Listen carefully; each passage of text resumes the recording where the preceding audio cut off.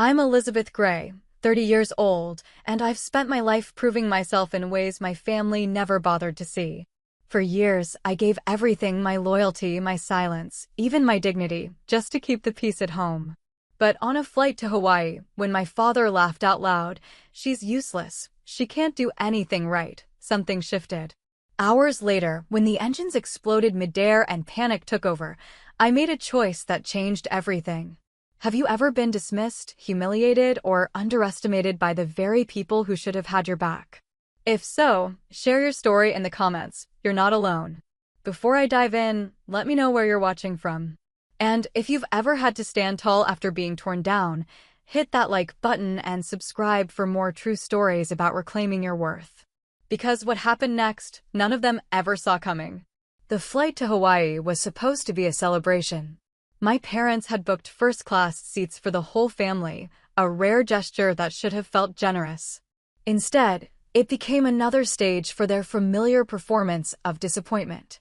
I watched them settle into their leather seats with the practiced ease of people who belonged in expensive spaces, while I fumbled with my carry-on in the aisle. "Move faster," my mother said, not looking up from her magazine. "People are waiting." The overhead bin wouldn't close properly. My bag was wedged at an awkward angle, and every attempt to adjust it made things worse. Behind me, a line of passengers was forming, their impatience growing visible. I could feel my face heating up as I struggled with the latches. "She's useless," my brother muttered from his seat. "Can't even pack right." My father chuckled, the sound carrying further than he probably intended. Some things never change.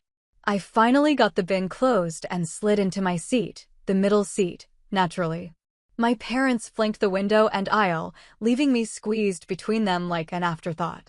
The airplane was filling up around us, families chatting excitedly about their vacations, couples sharing headphones, business travelers settling in with their laptops. Everyone seemed to belong somewhere. I pulled out my book and tried to disappear. The flight attendant began her safety demonstration, pointing to exits and explaining oxygen mask procedures with the kind of cheerful professionalism that made everything sound routine. I watched her movements, noting the practiced efficiency, the way she scanned the cabin for potential problems. Old habits. My parents ignored the presentation entirely, already deep in conversation about dinner reservations at the resort. "Did you confirm the restaurant for tomorrow night?" my mother asked. "Of course I did," my father replied. "Though I'm not sure why we needed a table for 5. Could have saved money with 4. They weren't trying to be cruel. That was the strange thing about my family. Their casual dismissal of me had become so natural that they didn't even recognize it as meanness anymore. It was just how things were. I was the extra person, the one who tagged along but didn't quite fit. The plane pushed back from the gate, and I felt the familiar mixture of excitement and anxiety that came with takeoff. Through the small window, I watched the ground crew waving us toward the runway. The engines were spinning up, their sound growing from a whisper to a roar. We rolled forward, gathering speed, and then we were airborne. Hawaii stretched ahead of us, 5 days of beaches and family dinners and carefully orchestrated activities designed to create the appearance of togetherness. I'd been on these trips before. I knew my role. I would smile for photos and stay quiet during conversations and try not to do anything that might embarrass them in front of other tourists. "Did you remember to pack sunscreen?" my mother asked, turning to me for the first time since we'd boarded. "Yes." "The right kind? Not that cheap stuff that doesn't work." "I packed the brand you recommended." She nodded, already losing interest. My father was studying the in-flight magazine, circling activities with a pen. My brother had his earbuds in, eyes closed. The plane climbed steadily through layers of clouds, leaving the mainland behind.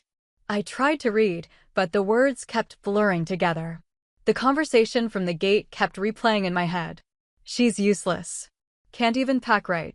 Small comments, easily dismissed, but they accumulated over time like sediment in still water. Years of similar moments had settled into something heavy and permanent. The thing was, I had packed everything correctly. I always did. I was methodical about preparation, careful about details. I'd learned to be that way out of necessity. When you're constantly told you're incompetent, you develop systems to prove otherwise, at least to yourself. But competence, I discovered, wasn't the point. The point was the role I played in their story about themselves. My parents needed me to be the disappointing daughter so they could feel successful as parents. My brother needed me to be the screw-up so he could be the golden child. I was useful to them precisely because I was, in their eyes, useless at everything else. The flight attendant came by with drinks. My parents ordered wine. My brother got a Coke. I asked for water. Just water, the attendant asked, her professional smile flickering with something that might have been sympathy. Just water. My father glanced over. You could get something else. We're on vacation. Water's fine. He shrugged and returned to his magazine. The gesture said everything, casual indifference, the assumption that my preferences didn't really matter anyway. Why waste energy caring about what I wanted to drink? I sipped my water and looked out the window again. We were flying over open ocean now, the Pacific stretching endlessly in every direction. The water was a deep blue-black, unmarked by ships or islands. It was beautiful and vast and completely empty. I found it oddly comforting. Somewhere below us, 37,000 feet down, fish were swimming through trenches deeper than mountains were tall. Whales were singing songs that traveled for hundreds of miles. Storms were forming and dissipating in patterns too large for any single observer to comprehend. All of it invisible from where we sat, contained in our pressurized tube of recycled air and careful climate control. I'd spent a lot of time thinking about perspective over the years. How the same situation could look completely different depending on where you stood. From my family's point of view, I was the problem child who never quite measured up. From mine, I was someone who'd learned to survive in a system designed to diminish me. The truth, I suspected, was somewhere in between. But I was beginning to think that maybe the truth mattered less than what you decided to do with it. The plane hit a small pocket of turbulence, just enough to make our drinks slosh gently in their cups. My mother gripped the armrest for a moment, then relaxed when the motion smoothed out. Turbulence was normal, expected. The airplane was built to handle much worse than a little atmospheric roughness. Just like people, I thought. We're all built to handle more than we think we can. The question is what happens when we finally find out what that limit actually is. The flight to Hawaii was supposed to be a celebration.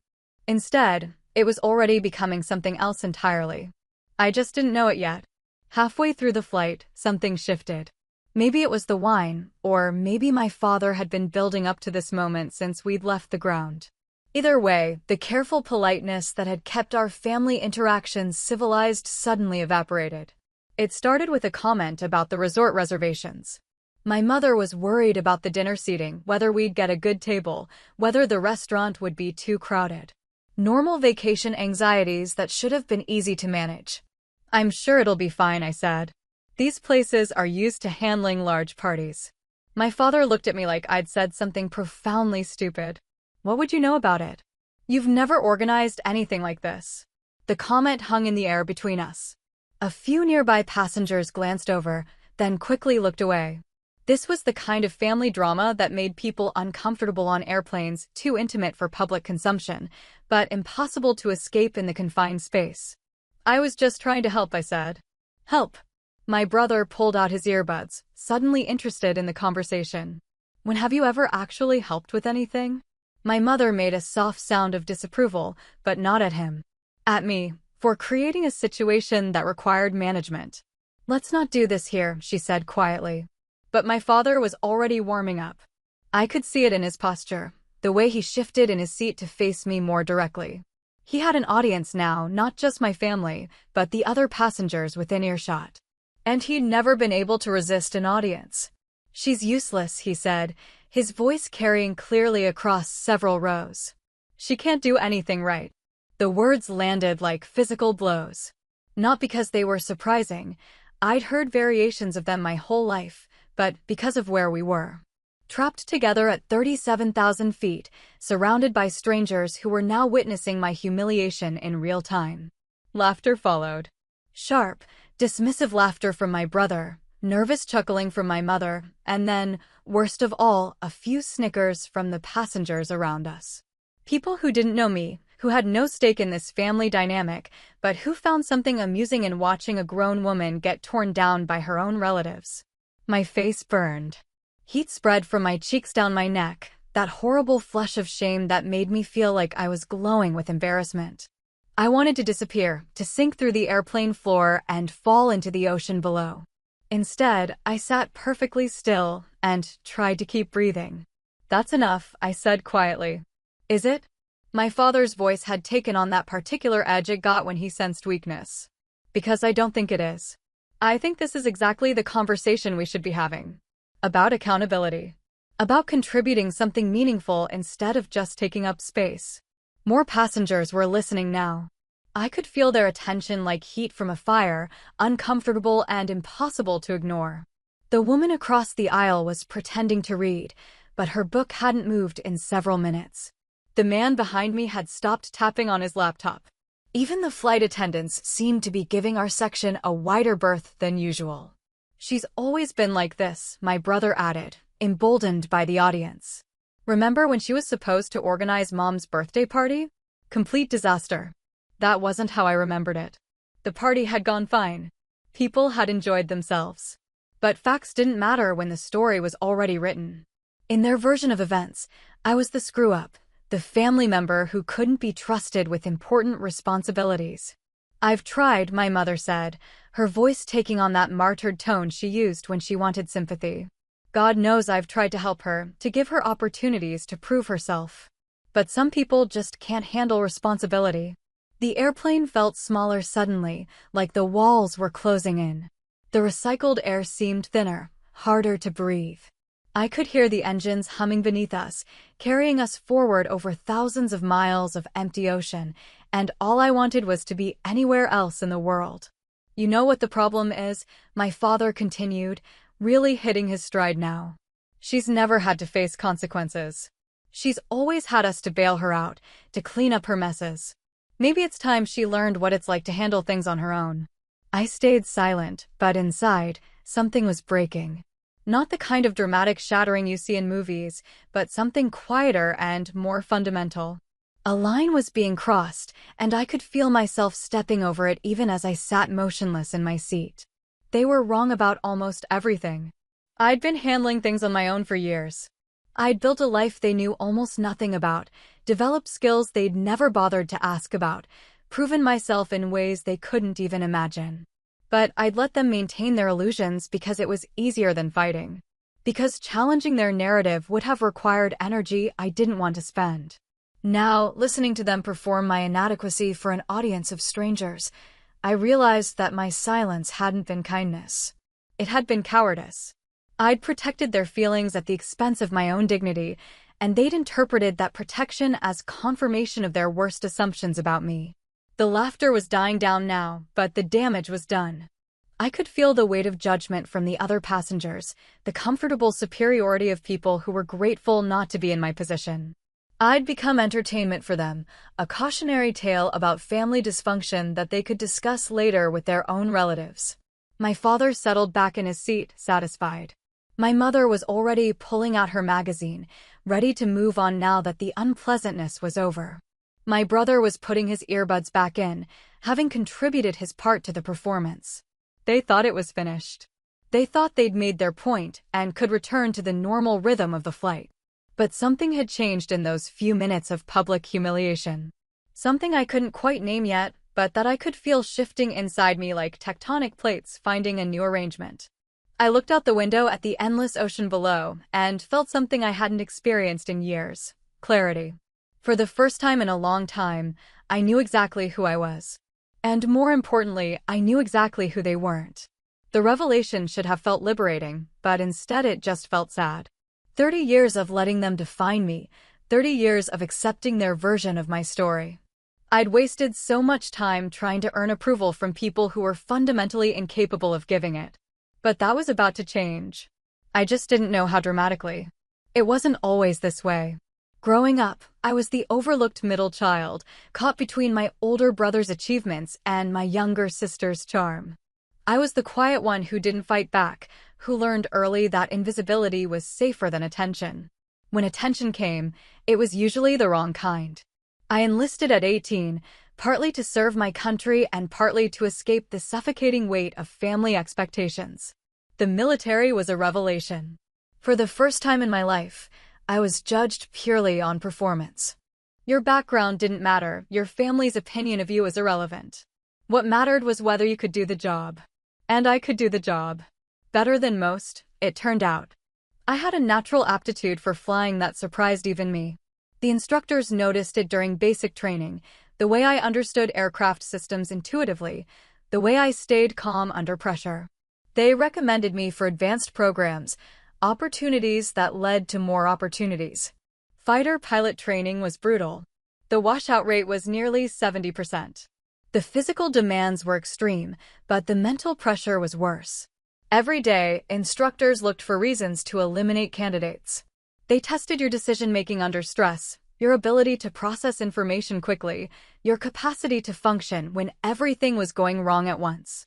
I thrived. Not because I was fearless, I was terrified most of the time, but because I'd learned to function despite fear. Years of family dynamics had taught me to compartmentalize, to perform under hostile conditions, to maintain focus when people were actively working to undermine my confidence. The first time I flew solo in a fighter jet, I understood something fundamental about myself.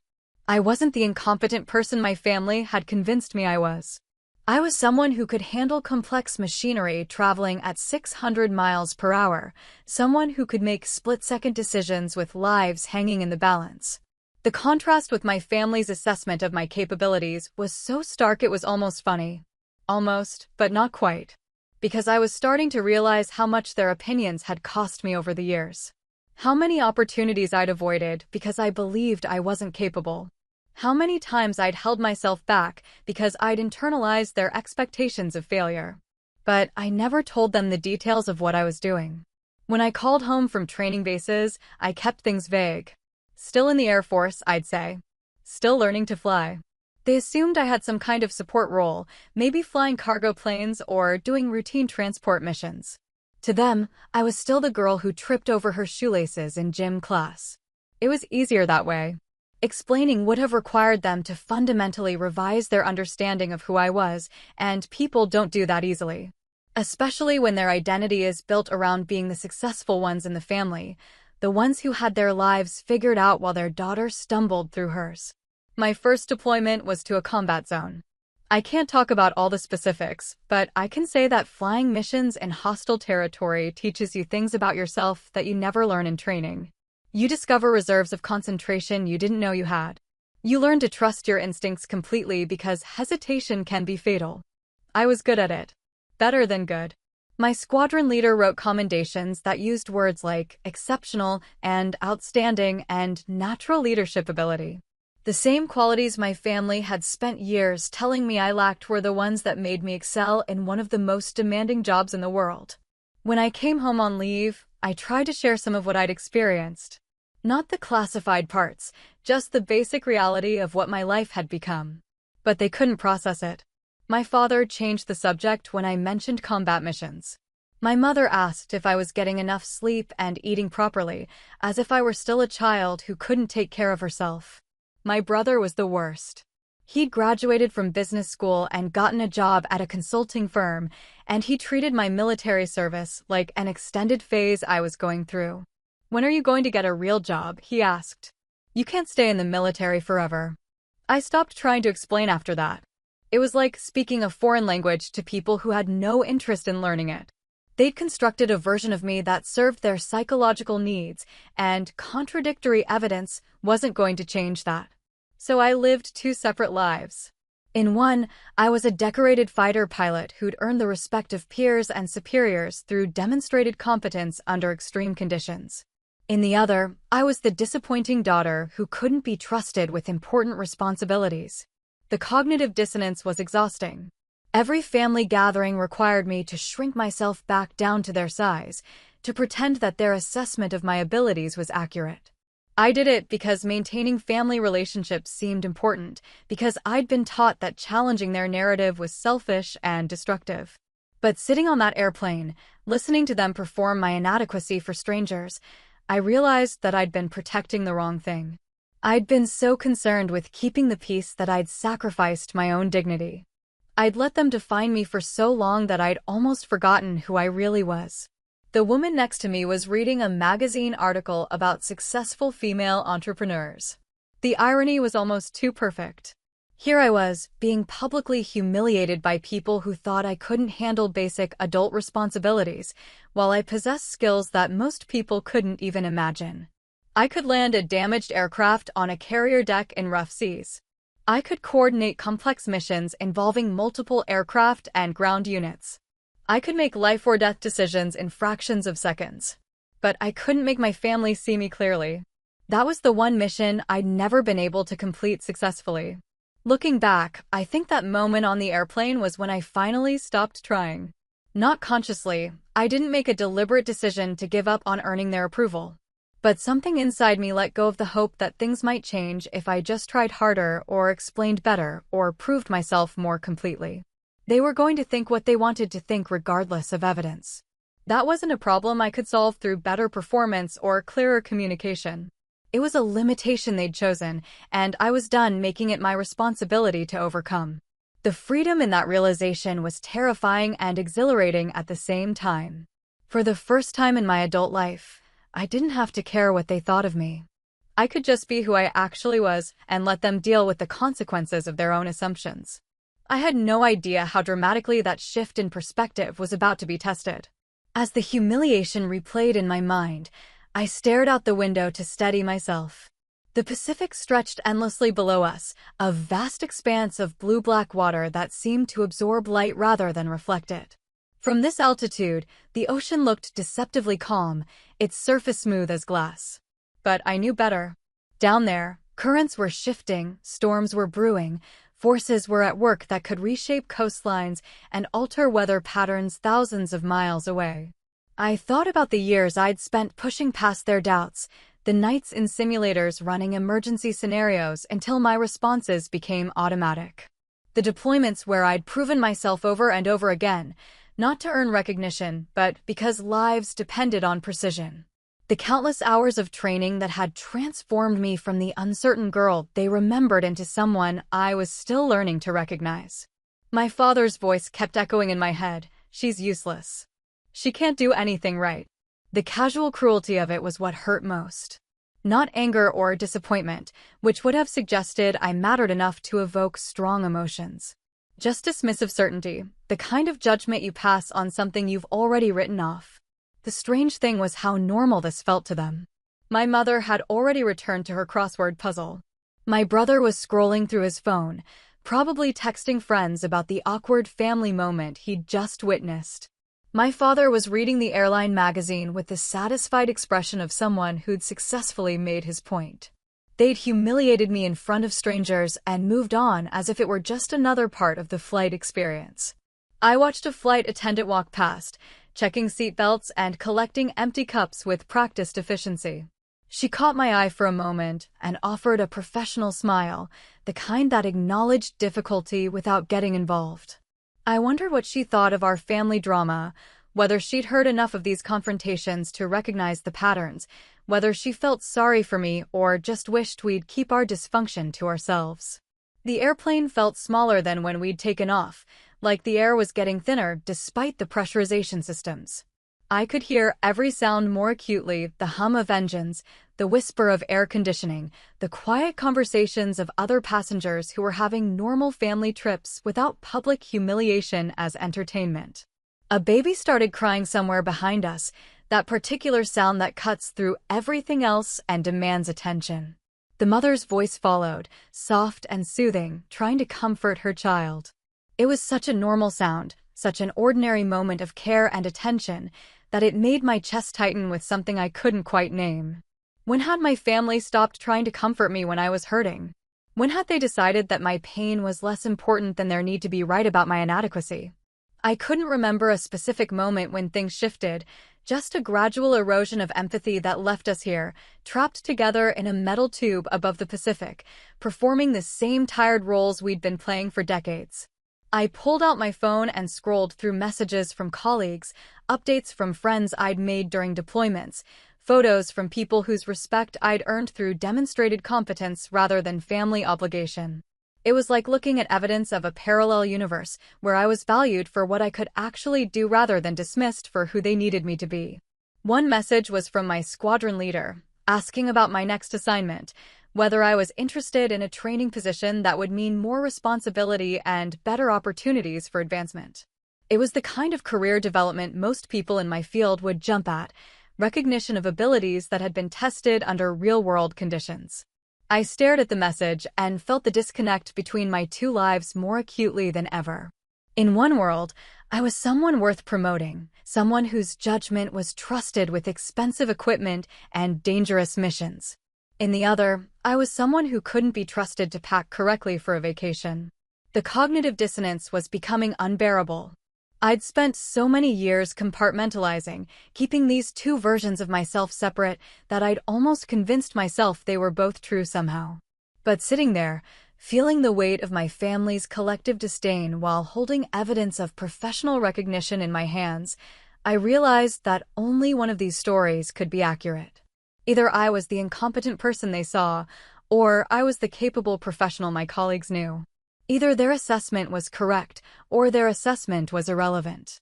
There wasn't a middle ground where both versions could coexist without destroying something fundamental about my sense of self. I looked at my father, who was circling restaurant recommendations in the in-flight magazine with the same methodical attention he brought to everything. He was a good man in many ways, responsible, hardworking, committed to providing for his family. But he'd never been able to see me clearly, and I was beginning to understand that this wasn't a failing I could fix through better communication or improved performance.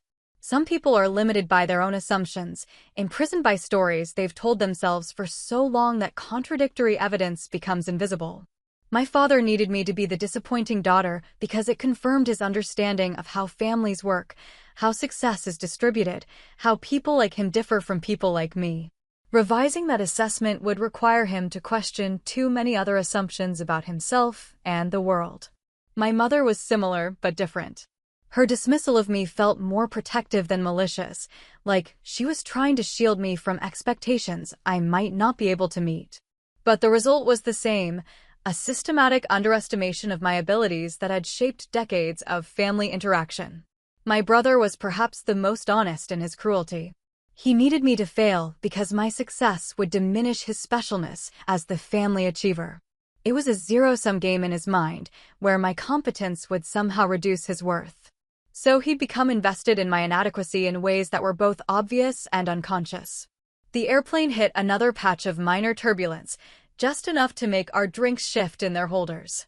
I felt the familiar sensation of the aircraft adjusting to changing air currents, the subtle movements that kept us stable despite forces trying to knock us off course.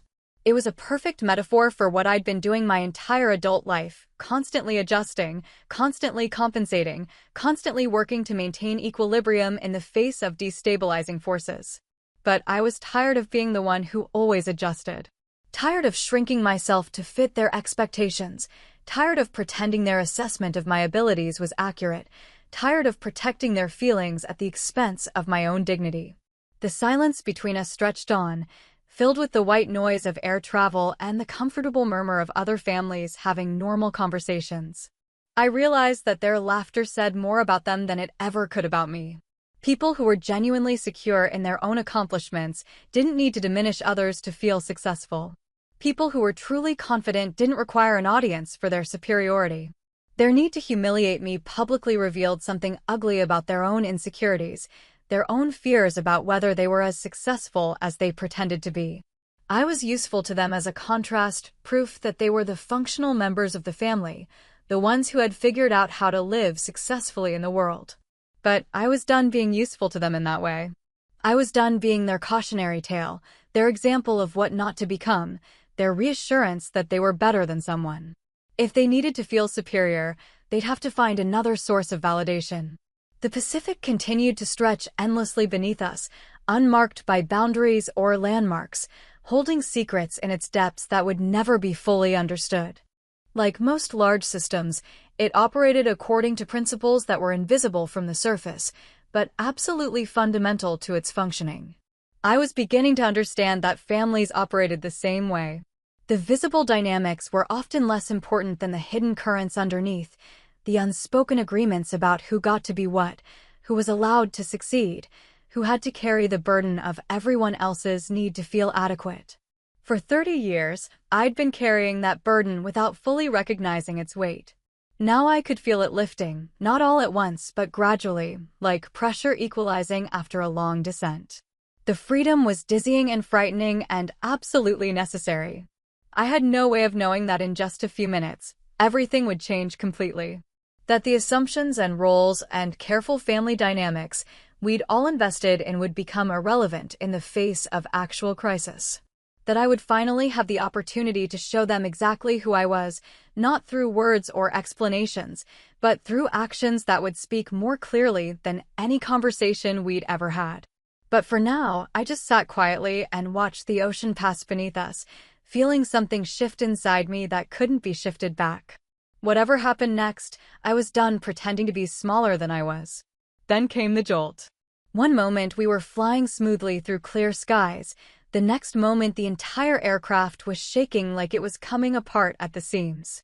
The initial impact threw me against my seatbelt hard enough to leave bruises, and the sound that followed was unlike anything I'd ever heard on a commercial flight, a grinding, tearing noise that seemed to come from everywhere at once. The cabin lights flickered. Oxygen masks dropped from their compartments with a series of sharp pops that sounded like gunfire in the sudden chaos. Around us, passengers were screaming, their voices rising above the mechanical shrieking of damaged systems and rushing air. I looked out the window and saw what everyone else was seeing but couldn't quite process. The left engine was gone. Not just damaged or smoking, completely absent, leaving behind a ragged hole in the wing where thousands of pounds of machinery had been ripped away by forces I could only imagine. Flames were trailing behind us, bright orange against the blue sky, and pieces of debris were spinning away into the empty air.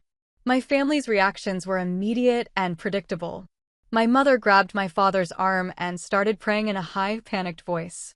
My brother went pale and fumbled for his phone, as if calling someone could somehow fix what was happening 37,000 feet above the Pacific Ocean. My father sat frozen, his face drained of color, staring at the oxygen mask dangling in front of him like he'd never seen one before. Around us, the cabin had erupted into chaos. Passengers were screaming, crying, clutching each other with the desperate intensity of people who suddenly understood they might be about to die.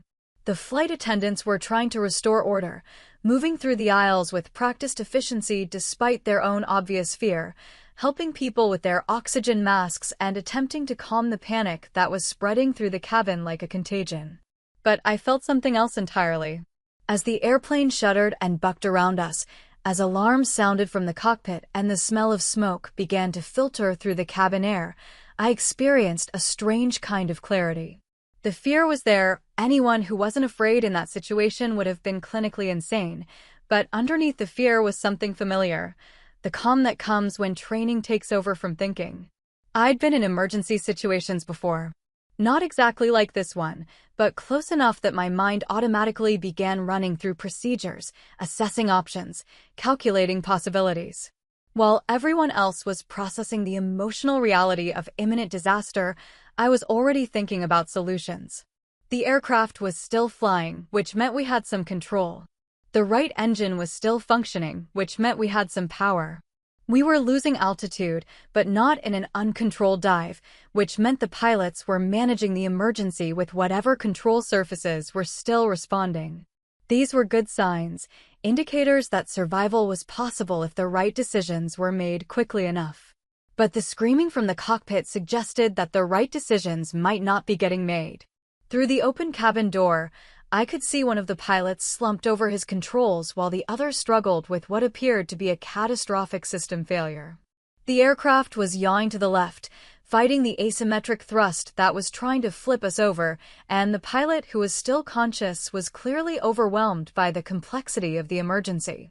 "We're going to die," my mother whispered, her voice barely audible above the chaos. "Oh God, we're all going to die." My father reached for her hand, his own trembling visibly. For the first time in my life, I saw him looking genuinely helpless, stripped of the confidence and authority that had defined him in my mind for as long as I could remember. My brother was hyperventilating, the oxygen mask sliding off his face as he gasped for air.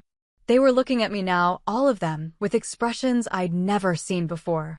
Not the usual dismissal or casual contempt, but something desperate and pleading. As if they suddenly remembered that I existed, that I might have some kind of answer to what was happening to us. "Do something," my brother said, his voice cracking with panic. "You're in the military. You must know what to do." The irony was so sharp it was almost funny. 5 minutes ago, I was useless, incompetent, someone who couldn't be trusted with basic responsibilities. Now, faced with actual life-threatening crisis, they were turning to me for salvation. The same person they'd spent the last hour humiliating was suddenly their best hope for survival. But I didn't say any of that. There wasn't time for recriminations or "I told you so" moments. The aircraft was in serious trouble, people were going to die if someone didn't act quickly, and I might be the only person on board with the training and experience necessary to prevent a complete disaster. I unbuckled my seatbelt and stood up, moving toward the aisle with the kind of steady purpose that comes from years of emergency training. Around me, passengers were still screaming and crying, but I tuned them out the way I'd learned to tune out distractions during combat missions. Focus on what mattered. Ignore everything else. A flight attendant tried to stop me. "Sir, you need to return to your seat and put on your oxygen mask." "I'm a pilot," I said, loud enough for her to hear me over the chaos. "Fighter pilot. I need to get to the cockpit." She looked at me with the kind of desperate hope that people cling to in impossible situations. "Can you help them?" "I can try." She stepped aside, and I moved forward through the cabin, past rows of terrified passengers who were clutching their oxygen masks and each other with equal desperation. The aircraft was still shaking, still losing altitude, but it was flying. That was the important thing. As long as it was flying, there was hope. The cockpit door was open, probably because the crew had been too busy dealing with the emergency to worry about security protocols. I could see both pilots now, one unconscious, possibly from hitting his head during the initial impact, the other wrestling with controls that were barely responding to his inputs. "I'm a pilot," I called out as I approached. "Military. I can help." The conscious pilot looked back at me with eyes wide with relief and desperation. "Thank God. I can't hold it much longer. We lost the left engine completely, hydraulics are failing, and Jim is unconscious. I don't know if we can make it to land." I stepped into the cockpit and took in the situation at a glance. Every instinct I'd developed over years of training told me that this aircraft was on the edge of complete catastrophic failure. But it was still flying, still responding to some degree to pilot input, which meant there was still a chance. For the first time in my life, I was going to show my family exactly who I really was. Not through words or explanations, but through actions that would speak more clearly than any conversation we'd ever had.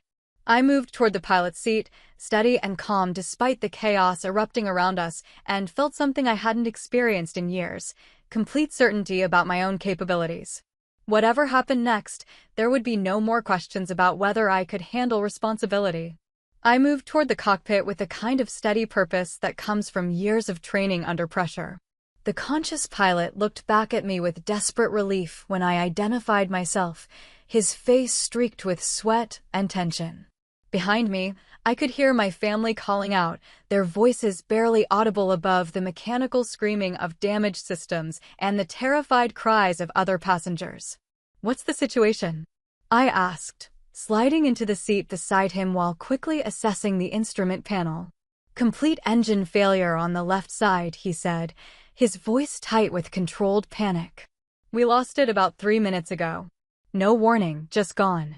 Hydraulics are failing, we're losing cabin pressure, and I can't get Jim to respond." He gestured toward the unconscious pilot. I've never dealt with anything like this in a commercial aircraft. I looked at the instrument readings and felt my training take over completely. The situation was bad, worse than bad, but it wasn't hopeless. The right engine was still generating power, which meant we had thrust and electrical systems. The aircraft was responding to control inputs, even if sluggishly. We were losing altitude steadily, but not in an uncontrolled dive. What's our fuel status? I asked, already scanning the gauges. About 2 hours remaining, but I don't think we have 2 hours. The hydraulic systems are failing, which means we're going to lose control surfaces. And we're still over the Pacific. Nearest airport is at least an hour away. I checked our position on the navigation display. We were roughly halfway between the mainland and Hawaii, which meant we had limited options for emergency landing sites. But there were options, and that was what mattered. Have you declared an emergency with air traffic control? Yes, they're vectoring us toward the nearest suitable airport, but good. Keep them informed of our status changes. I'm going to help you stabilize this aircraft. The pilot, his name tag read Captain Morrison, nodded with the kind of desperate trust that people place in potential saviors when they have no other choices. What do you need me to do?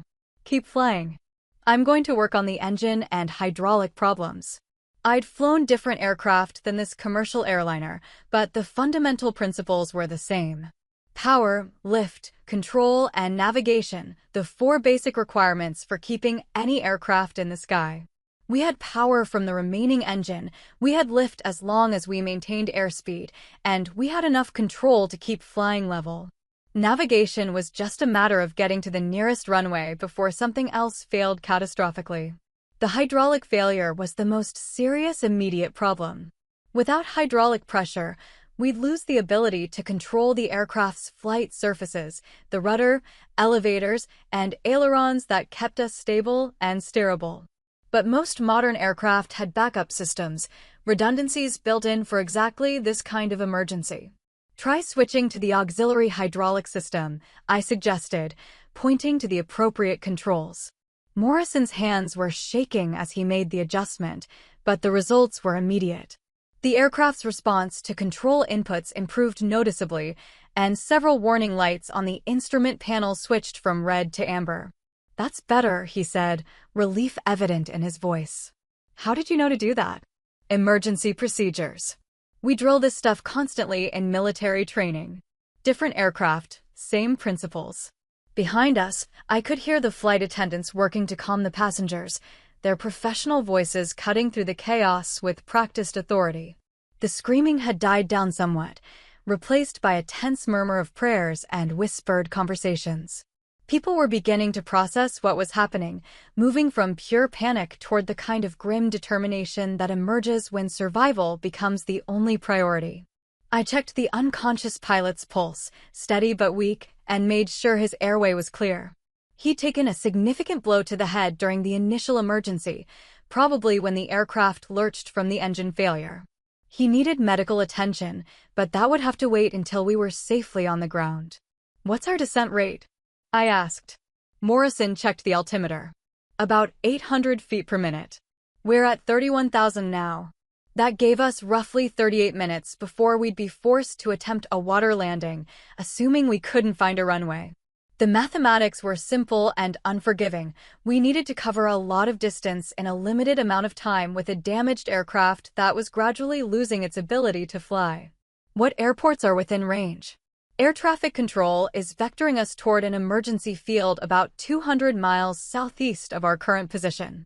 It's a military airstrip, long enough to handle commercial aircraft, but the approach is going to be challenging even under normal conditions. I knew the field he was talking about. I'd landed there before during training exercises. The runway was adequate, but it was surrounded by mountainous terrain that made the approach tricky even for experienced military pilots. In a damaged commercial airliner with failing systems, it would be like threading a needle while blindfolded. But it was possible.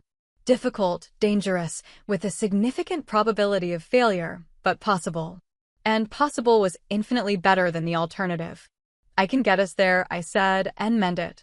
Morrison looked at me with the kind of assessment that pilots give each other when lives are on the line. Whatever he saw in my expression seemed to reassure him. What do you need? I need to take primary controls. You handle communications with air traffic control and monitor the engine status. If anything changes with our power situation, let me know immediately. He nodded and began making the transition, his hands steady now that he had someone sharing the burden of decision-making. As I took control of the aircraft, I felt the familiar sensation of connection between pilot and machine, the subtle feedback through the controls that told me exactly how the aircraft was responding to my inputs. The airplane was hurt, but it was still flying. The asymmetric thrust from the remaining engine wanted to pull us into a left turn, but I could compensate with rudder pressure. The reduced hydraulic pressure made the controls heavy, but they were still responsive enough for precise flying. We were losing altitude, but gradually and under control. I began a shallow turn toward the emergency airfield, feeling the aircraft's response through my hands and feet. Every vibration, every small change in the engine note, every shift in the instrument readings became part of my awareness. This was what I'd been trained for, not this exact situation, but situations where technical knowledge and calm decision-making were the only things standing between survival and disaster. Through the cockpit windows, I could see the Pacific Ocean stretching endlessly in every direction, beautiful and terrifying in its vastness. If we couldn't make it to the airfield, that water would be our only option for an emergency landing. Commercial aircraft weren't designed for water landings, and the survival rate for ocean crashes was depressingly low. But I wasn't going to let that happen. Not to the hundreds of passengers behind me, not to the crew who were depending on me, and not to my family who were finally seeing me for who I really was. Air traffic control wants to know our passenger count and fuel remaining, Morrison said. Tell them we have approximately 340 souls on board and about 90 minutes of fuel. And tell them we're going to need emergency services standing by: fire, rescue, medical. As he relayed the information, I continued the careful descent toward the emergency airfield. Every minute that passed brought us closer to safety, but also closer to the point where our remaining systems might fail completely. It was a race against time and physics, and the margin for error was shrinking with each passing moment. Behind me, I could hear my family's voices among the general murmur of passenger conversation. They weren't screaming anymore, weren't demanding that someone else fix their problem. They were watching me work, seeing me handle responsibility under pressure, witnessing competence they'd never believed I possessed. The irony wasn't lost on me.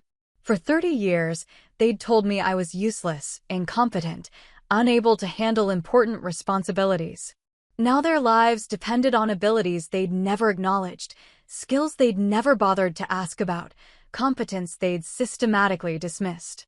But I wasn't flying this aircraft to prove them wrong or to earn their belated respect.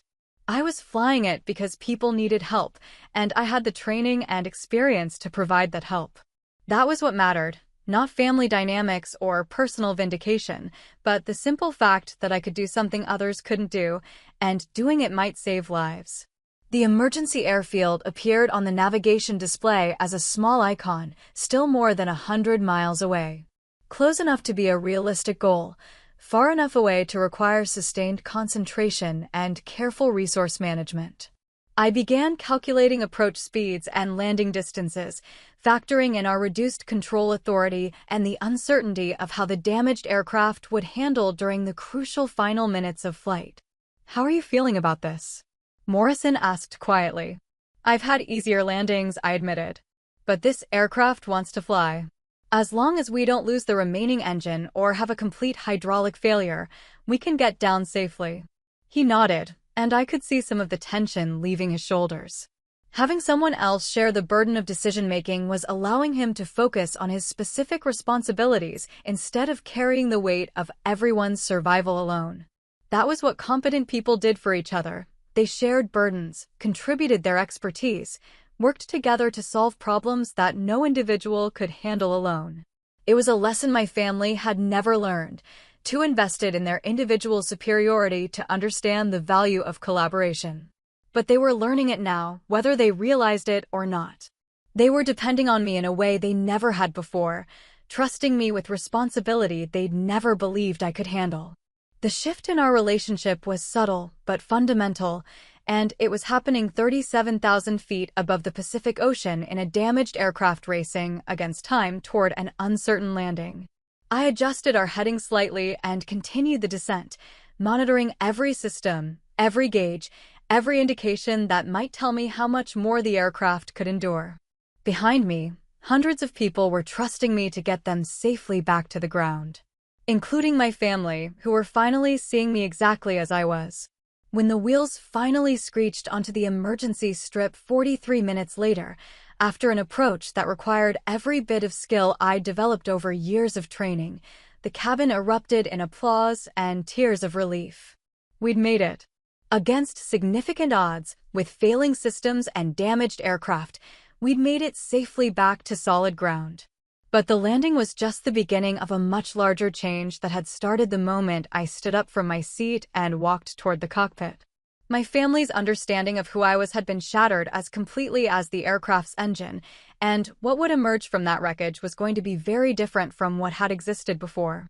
As I helped Morrison shut down the systems and prepare for evacuation, I could hear my family's voices behind me, calling my name with a mixture of relief and something else I couldn't quite identify. For the first time in my adult life, they were seeing me clearly. And what they saw was someone who could handle responsibility when it mattered most. The emergency vehicles were already surrounding the aircraft, firefighters and paramedics and rescue personnel ready to deal with whatever problems emerged from our damaged landing. Through the cockpit windows, I could see news crews setting up their equipment, preparing to document what would undoubtedly become a major story about a successful emergency landing. But all of that was secondary to the fundamental shift that had occurred during those crucial minutes when training overcame family dysfunction, when competence mattered more than preconceptions, when the person they dismissed as useless became the person everyone depended on for survival. My family would never call me useless again.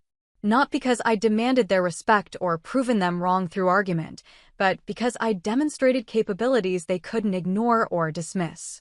Actions, as it turned out, really did speak louder than words. And for the first time in 30 years, I was looking forward to our next family conversation. When the wheels finally screeched onto the emergency strip, the cabin erupted in relief and celebration. Passengers who had been certain they were going to die were suddenly faced with the overwhelming reality of survival. The sound of applause mixed with tears and laughter and prayers of gratitude created a wall of noise that seemed to physically press against the aircraft's walls. But I remained focused on the immediate tasks that would ensure everyone got off the aircraft safely. The landing had been successful, but we weren't completely out of danger yet. The damaged systems that had gotten us this far might still fail catastrophically, and with emergency vehicles surrounding the plane, fuel leaks or electrical problems could create new hazards. "Nice work," Captain Morrison said, his voice steady now that we were safely on the ground. "I've never seen anyone handle a situation like that so calmly." "Just training," I replied, but I could hear the pride in my own voice. Not arrogance, pride. There was a difference, and for the first time in my life with my family, I didn't feel the need to minimize my accomplishments or deflect recognition of my abilities. The evacuation began with the practiced efficiency that comes from extensive crew training and regular emergency drills. Flight attendants moved through the cabin, helping passengers gather essential belongings and directing them toward the exits in order of priority. The elderly and families with children went first, then everyone else in orderly rows.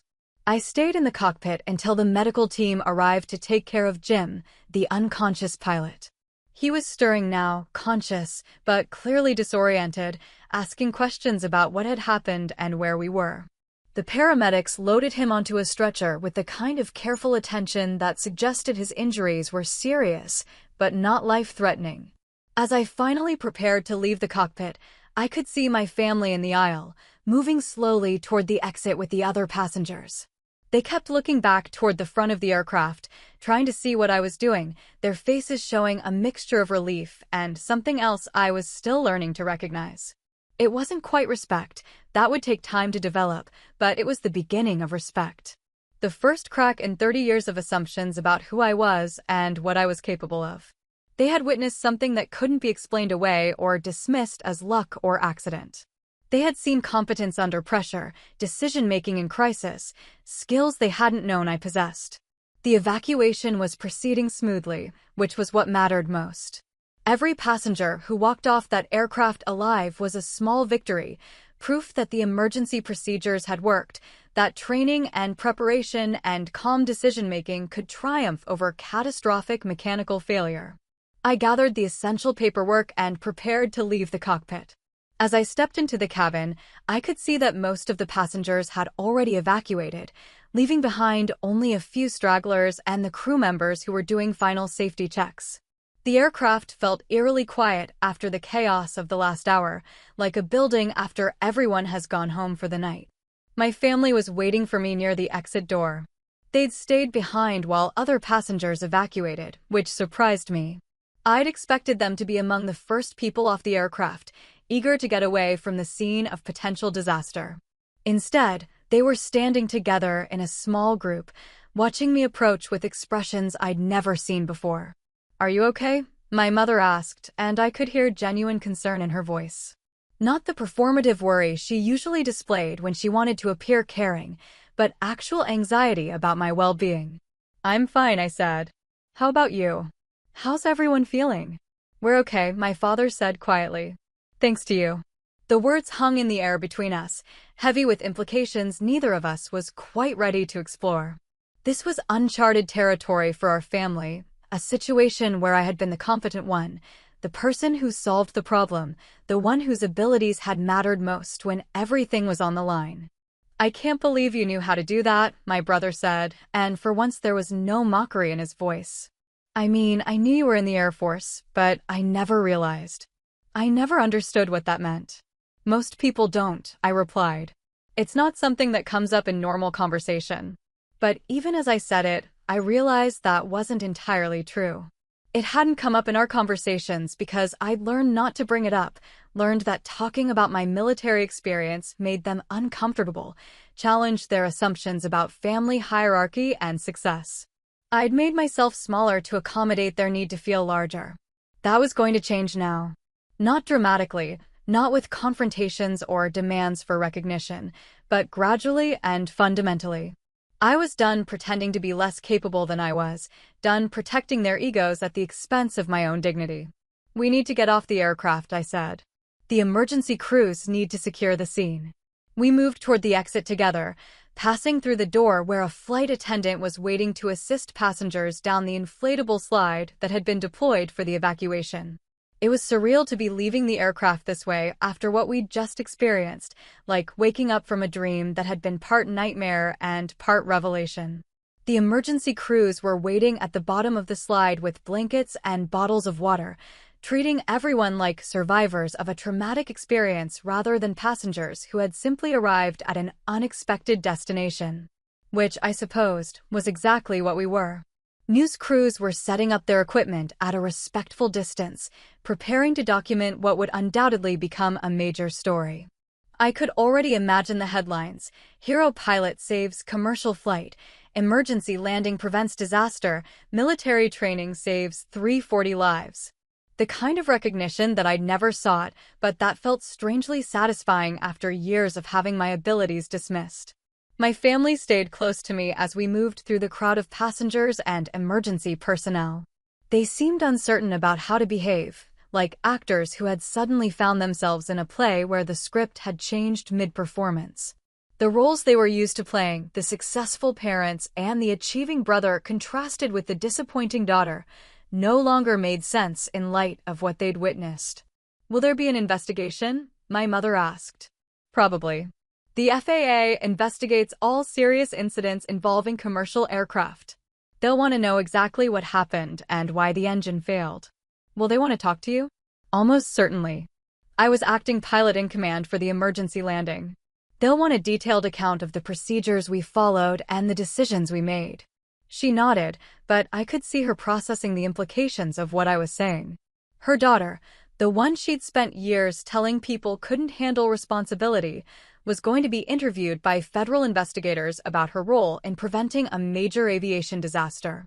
The cognitive dissonance must have been overwhelming. A reporter approached us, recognizing that we were passengers from the aircraft and hoping for interviews.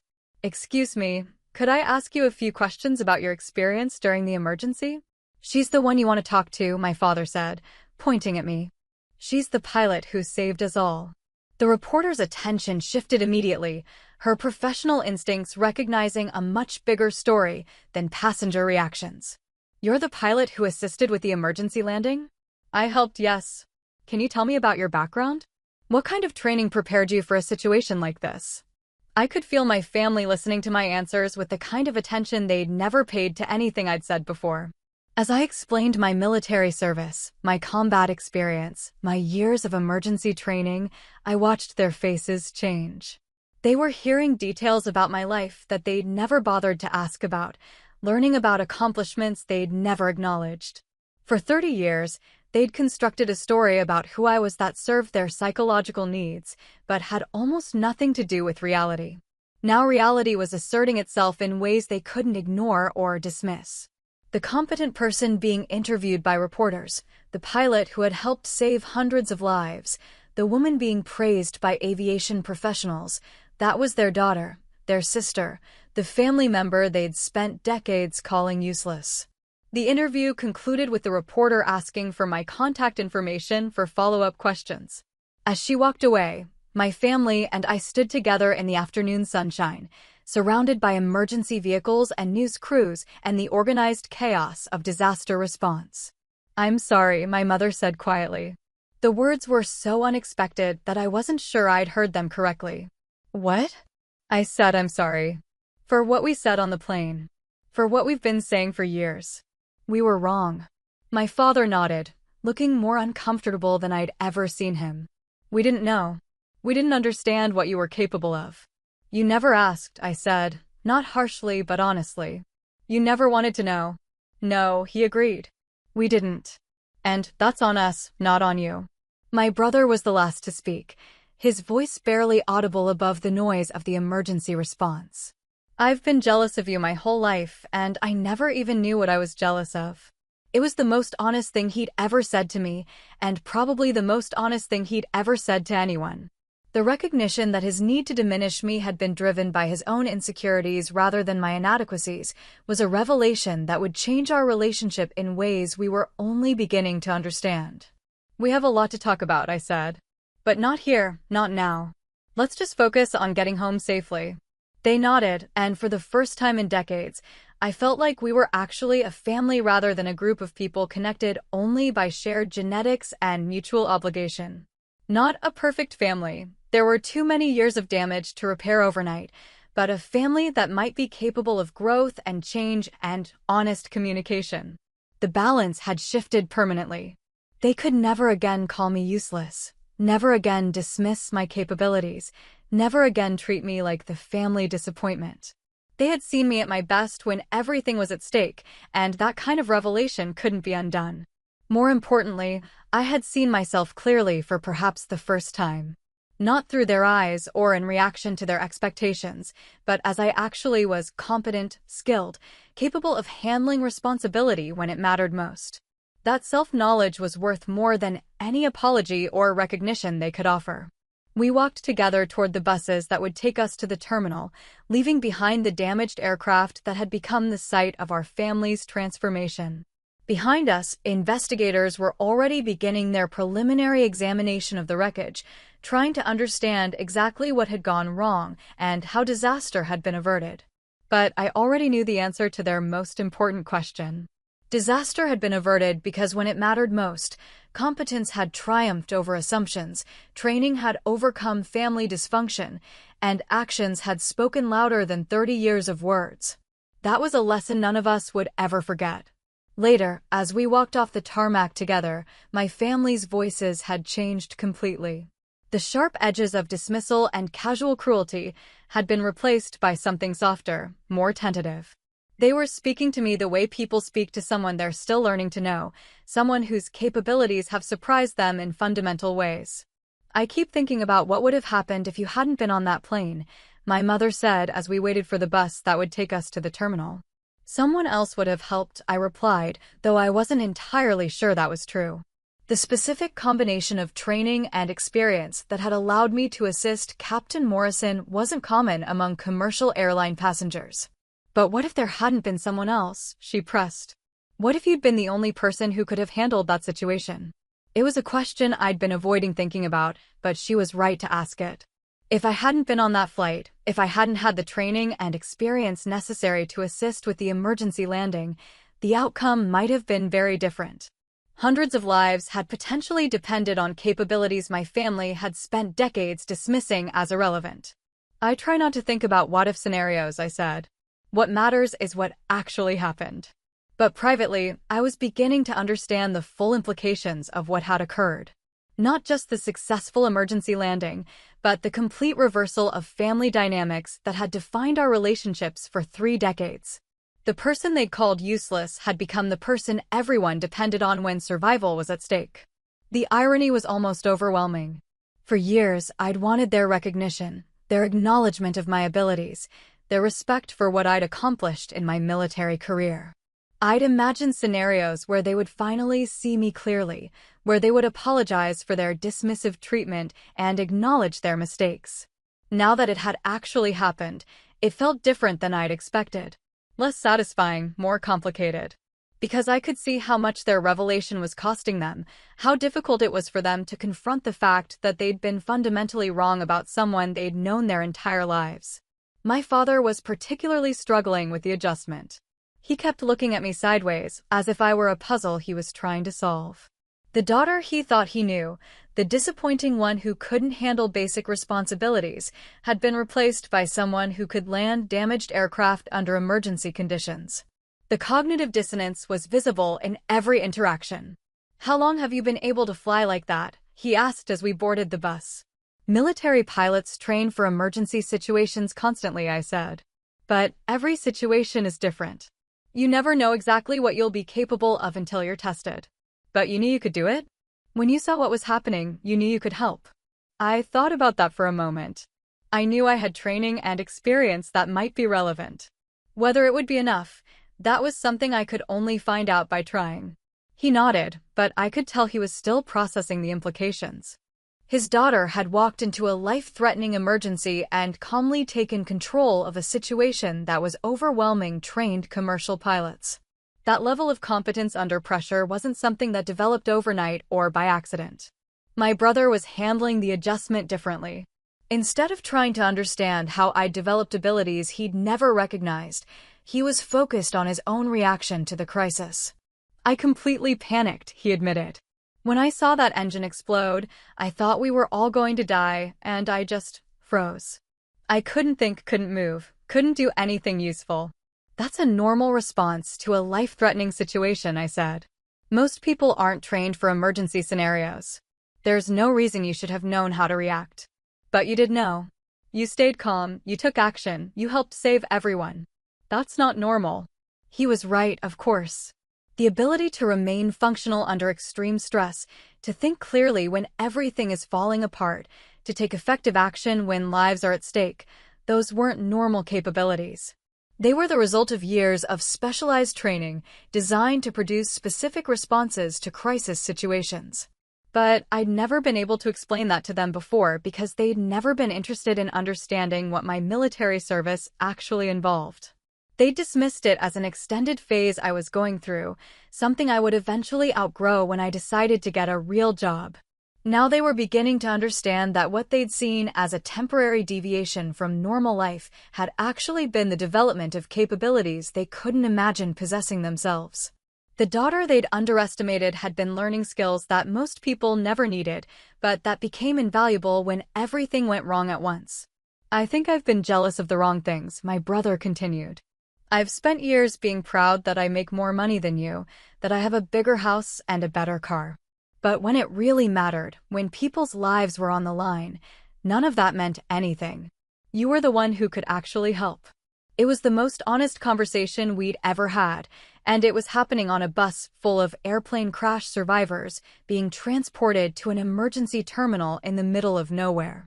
The absurdity of the situation wasn't lost on me, but it also felt exactly right somehow. Crisis had a way of stripping away the superficial layers of relationships and revealing what was actually important underneath. My mother was quieter than usual, lost in her own thoughts about what she'd witnessed. Finally, she turned to me with the kind of direct question she'd never asked before. "What else don't we know about you?" It was a simple question that opened up possibilities for conversation we'd never had. For the first time in my adult life, she was asking about my experiences rather than making assumptions about them. She wanted to know who I actually was instead of insisting on who she thought I should be. A lot, I said honestly. There's a lot you don't know. Will you tell us? Not right now, but when we get home. Will you help us understand what your life has actually been like? I looked at her carefully, trying to assess whether this was genuine curiosity or just a temporary reaction to dramatic circumstances. But what I saw in her expression was something I'd never seen before, real interest in me as a person rather than as a family role that needed to be managed. Yes, I said. I'd like that. The bus pulled up to the terminal, where airline representatives were waiting to help us with rebooking and hotel arrangements. The immediate crisis was over, but the practical complications of having our flight end at an emergency airstrip in the middle of nowhere were just beginning. As we gathered our belongings and prepared to deal with the logistics of getting home, I realized that the most important change wasn't in how my family saw me. It was in how I saw myself. For the first time in decades, I didn't need their approval to feel confident in my own abilities. I knew what I was capable of because I'd proven it when it mattered most. That self-knowledge was liberating in ways I was still discovering. I was done making myself smaller to accommodate their assumptions. Done protecting their feelings at the expense of my own dignity. Done accepting their assessment of my worth instead of trusting my own experience. The balance had shifted permanently, and there was no going back to the old dynamics that had defined our relationships for so long. They could never again dismiss me as the family disappointment, and I would never again accept that role even if they tried to assign it to me. We walked into the terminal together, but we weren't the same family that had boarded the flight to Hawaii that morning. We were something new, something that would need to be negotiated and redefined through honest conversation and mutual recognition of who we all actually were. For the first time in my life, I was looking forward to that process. The lesson was simple. Sometimes, the only way to silence doubt is not with words, but with proof written in action. I'd spent 30 years trying to explain myself to people who weren't interested in understanding. In the end, it had taken a crisis to show them what I'd always known about myself, that I was capable of far more than they'd ever imagined. Now, finally, they knew it too. And more importantly, I knew that their knowledge or ignorance of my capabilities didn't define me. I defined me through the choices I made and the actions I took when everything was on the line. That was a truth no family dysfunction could ever change, and no amount of dismissal could ever diminish. It was mine, earned through experience and proven under pressure, and it would remain true regardless of what anyone else thought or said or believed. The plane to Hawaii had become something much more important, the place where I stopped being who they thought I was and started being exactly who I'd always been. The difference was that now everyone could see it clearly, including me. That flight changed everything for me and for my family. The same people who once called me useless now know exactly who I am. But more importantly, I know it too. Have you ever been underestimated by the people closest to you, only to prove them wrong when it mattered most? How did it feel when the truth finally came out? And if you've ever carried other people's doubts on your shoulders, what did it take for you to finally set them down? Drop your story in the comments. I'd love to hear it. And if this resonated with you, hit that like button, subscribe, and share this with someone who needs the reminder. You're capable of far more than people may believe.